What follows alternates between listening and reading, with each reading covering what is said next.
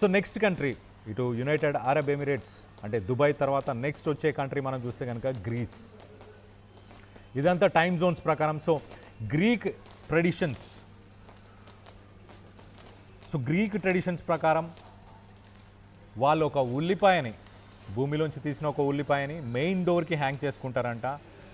ఆ ఆనియన్ని ఒక రీబర్త్కి సింబల్గా, అంటే మళ్ళీ ఇంకొక జన్మ ఎత్తినట్టు, అలాగే కొత్త బిగినింగ్స్ కోసం ఒక సింబాలిక్గా ఒక ఆనియన్ని, ఒక ఉల్లిగడ్డని, ఒక ఉల్లిపాయని వాళ్ళ మెయిన్ డోర్కి హ్యాంగ్ చేస్తారంట.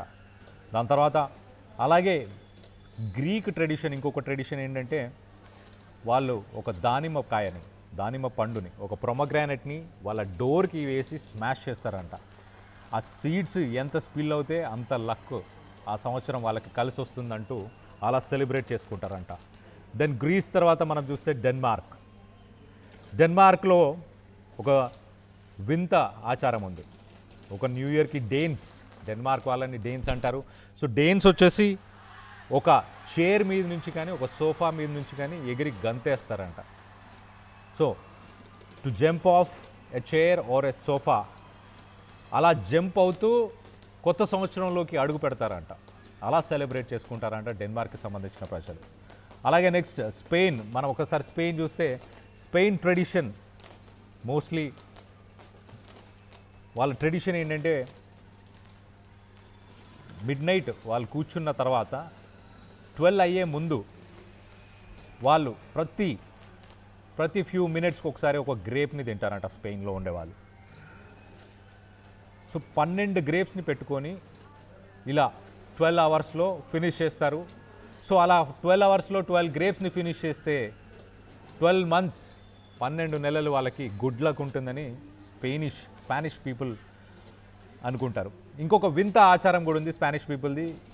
రెడ్ కలర్ ఇన్నర్ వేర్ కనుక వేసుకుంటే మీరు ప్రేమను పొందుతారు, మీ లవ్ ఆఫ్ లైఫ్ని పొందుతారు అంటూ ఇటు స్పానిష్ ట్రెడిషన్ ఉంది. సో దాంతోపాటు నెక్స్ట్ కంట్రీ మనం చూస్తే స్కాట్లాండ్లో న్యూ ఇయర్ని హొగ్మానే అని అంటారు. సో మొత్తానికి స్కాట్లాండ్లో ఇటు న్యూ ఇయర్కి క్రిస్మస్కి చాలా ప్రయారిటీ ఇస్తారు. అక్కడ ఫేమస్ ట్రెడిషన్ వచ్చేసి ఫస్ట్ ఫుటింగ్ అని అంటే మిడ్ నైట్ తర్వాత వాళ్ళు కొంత ఆల్కహాల్ని కన్జ్యూమ్ చేస్తారు. దాంతోపాటు కొన్ని గిఫ్ట్స్ని కూడా క్యారీ చేస్తారంట వాళ్ళ ఫ్రెండ్స్కి, ఫ్యామిలీస్కి. సో ఇది స్కాట్లాండ్ ఒక ట్రెడిషన్. నెక్స్ట్ స్కాట్లాండ్ తర్వాత మనం చూస్తే ఇటు సౌత్ ఆఫ్రికా. ఒకసారి సౌత్ ఆఫ్రికా మనం చూస్తే సౌత్ ఆఫ్రికాలో జోహాన్స్బర్గ్ పర్టికులర్గా అక్కడ వాళ్ళ ట్రెడిషన్ పేరు వచ్చేసి అవుట్ విత్ ద ఓల్డ్. అక్కడ రెసిడెంట్స్ పాత ఫర్నిచర్ని అంటే ఫ్రిడ్జ్ అలాగే సోఫాస్ని విసిరేస్తారంట విండోస్ నుంచి డైరెక్ట్గా వాళ్ళ బిల్డింగ్స్లోంచి కిందకి విసిరేస్తారంట. అది సింబాలిక్గా వాళ్ళ పాస్ట్ని వెనకకి తోసేయడం.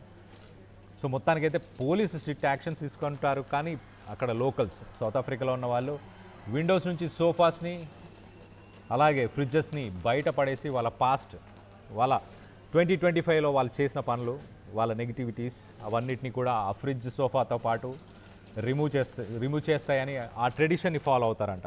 దాంతోపాటు బ్రాజిల్ మనం చూస్తే బ్రెజిలియన్స్ ఎలా సెలబ్రేట్ చేసుకుంటారు అని అంటే వాళ్ళు మిడ్ నైట్ వాటర్లోకి వెళ్ళి అంటే సముద్రంలోకి వెళ్ళి ఒక 7 కెరటాలు 7 వేవ్స్ 7 కెరటాలని వాళ్ళు జంప్ చేస్తారంట. 7 వేవ్స్, ఒక్కొక్క కెరటానికి ఒక్కొక్క కోరిక, ఒక్కొక్క wish. Each wave you get to make a wish. So ప్రతి వేవ్కి ఒక విష్, ప్రతి కెరటానికి ఒక కోరిక. దాంతోపాటు వాళ్ళు కొంత ఫ్లవర్స్ అలాగే కొన్ని ఆఫరింగ్స్ వీటన్నిటిని కూడా సముద్రంలో కలుపుతారంట. కొన్ని ఫ్లవర్స్ని కూడా కలిపి వాళ్ళు బ్లెస్సింగ్స్ తీసుకునే ప్రయత్నం చేస్తారు goddess of the sea Brazil. దాంతోపాటు నెక్స్ట్ మనం చూస్తే కొలంబియా అండ్ పెరు. ఇవి South American countries. Colombia and పెరూలో ఒక ఎంటీ సూట్ కేస్ని తీసుకొని వాళ్ళ వీధుల్లో పరిగెడతారంట మిడ్ నైట్. ఇది వాళ్ళు ఫాలో చేసే ఒక ట్రావెల్ ట్రెడిషన్ అంట.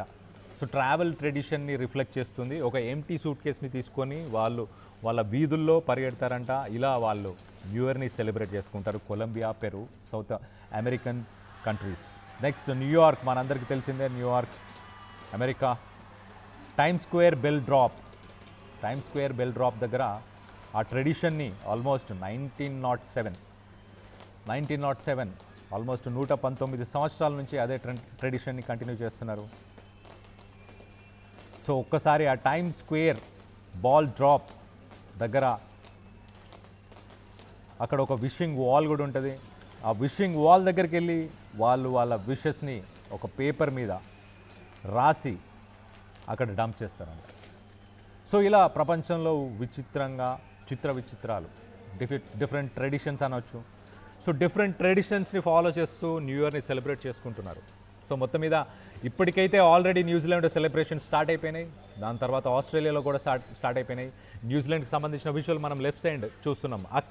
అక్లాండ్లో స్కై టవర్, టాలెస్ట్ టవర్ అనొచ్చు న్యూజిలాండ్ మొత్తంలో. ఆ టాలెస్ట్ టవర్ నుంచి ఫైర్ వర్క్స్ని సెలబ్రేట్ చేస్తున్నారు. హార్బర్ పక్కనే ఉన్న హార్బర్లో బోట్స్లో వచ్చి ఆ ఫైర్ వర్క్స్ని చూసే ప్రయత్నం చేస్తారంట. ఈవెన్ సిడ్నీలో కూడా హార్బర్ పక్కనే ఫైర్ వర్క్స్ జరుగుతున్నాయి. అక్కడ కూడా ఇటు బోట్స్లో వచ్చి ఆ వాటర్లోంచి ఆ ఫైర్ వర్క్స్ని చూస్తారంట. 9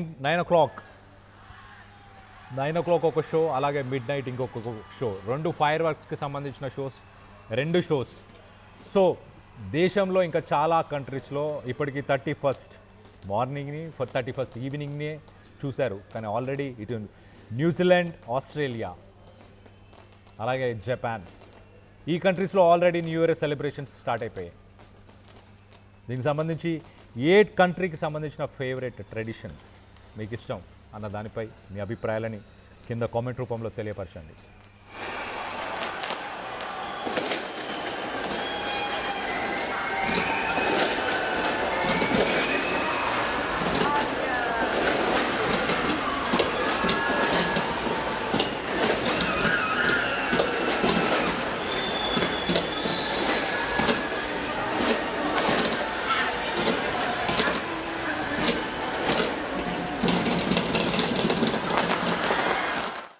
అసలైన తొలి వెలుగు. ఫాలో వాట్సాప్ @తొలి వెలుగు official.